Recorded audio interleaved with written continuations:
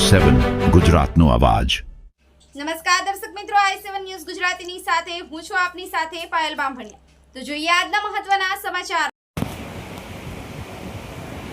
દેવગઢ બારિયા તાલુકાના વિરોલ ગામે નળસે જળ યોજનામાં મસમોટું કૌભાંડ બહાર આવે તેવી લોકમુખી ચર્ચા।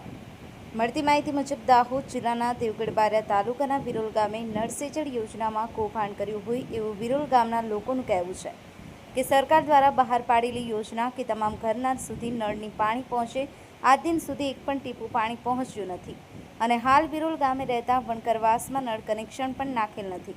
આ બાબતે જે તે સમયના ચાલુ ગામના ડેપ્યુટી સરપંચ તેમજ તલાટી કમ મંત્રી સાહેબની રૂબરૂ મૌખિક રજૂઆત કરવા છતાં આજ દિન સુધી કામ કરેલ નથી અને આ કામમાં તલાટી કમ મંત્રી અને જે તે વખતના ગામના ચાલુ ડેપ્યુટી સરપંચની મિલીભગતથી મસમોટું કૌભાંડ કરવામાં આવ્યો હોય તેવી લોકમુખીથી ચર્ચાઓ સાંભળવા મળે છે અને હાલ વિરોલ ગામના પાણીના ઓપરેટરને પાણી ચાલુ બંધ કરવાનો હાલમાં પગાર પણ ચૂકવાય છે અને વિરોલ ગામના કયા આગેવાન હેઠળ આટલું મસમોટું કૌભાંડ કર્યું હોય તો સરકારશ્રીને વિનંતી કે જે તે વખતના ગામના ચાલુ સરપંચ તથા તલાટી કમ મંત્રી અને વિરોલ ગામના દલાલો કરતા કૌભાંડીઓની અને પાણી પુરવઠાના અધિકારીઓ અને કોન્ટ્રાક્ટરો સામે તપાસ કરી કડક કાર્યવાહી કરે તેવી ગામ લોકો માંગ ઉઠવા પામી છે અને લોકોને ઘર ચોખ્ખું પીવાનું પાણી સપ્લાય થાય તેવી લોકોની માંગ છે।